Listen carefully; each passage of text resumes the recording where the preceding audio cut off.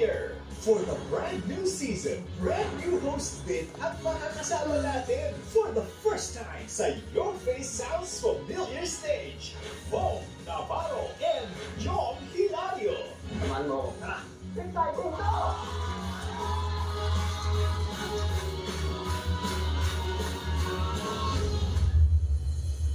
Magkapamilya tayo sa kulihan! Magkapamilya tayo sa kantahan! No. That's up. No.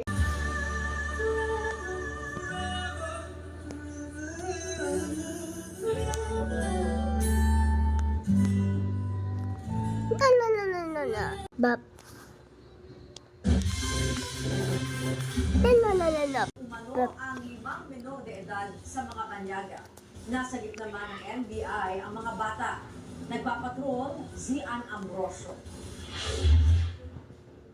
Nagkasala operasyon ng mga kamuni ng Canadian Embassy, DSWD, DOJ at NBI para matunto ng nanay na nag-alok at nagbebenta online ng 5 menor de edad sa mga foreigner. Sa pamamagitan ng isang banyaga na nagpanggap na kliyente, natunto ng suspect sa Cubao, Quezon City. Nang bayaran ang inang suspect, doon na siya inaresto ng mga operatiba. Agad namang nirescue ang 5 menor de edad, 6 na taong gulang hanggang 17 taong gulang.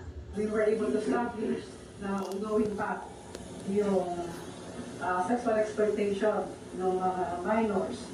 And actually, hindi pa na-contento yung subject, aside from offering online yung mga minors, he offered a physical meet-up with her undercover agent.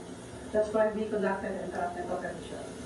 Now narito, sinabi ni NBI Director Jaime Santiago na naaresto ng Canadian Police ang isang mamamayan nila nang bumili ng pornographic materials mula sa suspect online. Although yung citizen nila ang nakikinabang, pero hindi rin nila pinapayagan yung ganyan mangyari.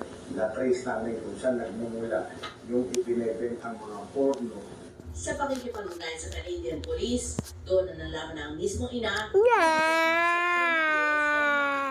online sexual abuse at sinampahan siya ng kasong paglapag sa Qualified Trafficking in Persons Act. Nasa pangalaga ng DSWD mga nasagip na menor de edad para sa psychosocial intervention, counseling at rehabilitation. Ann Ambrosio, ABS-CBN News. Pinapubliko na ng International Criminal Court o ICC ang mga kasong inihain ng prosekusyon laban kay dating Pangulong Rodrigo Duterte. Yay! Ng crimes Yay!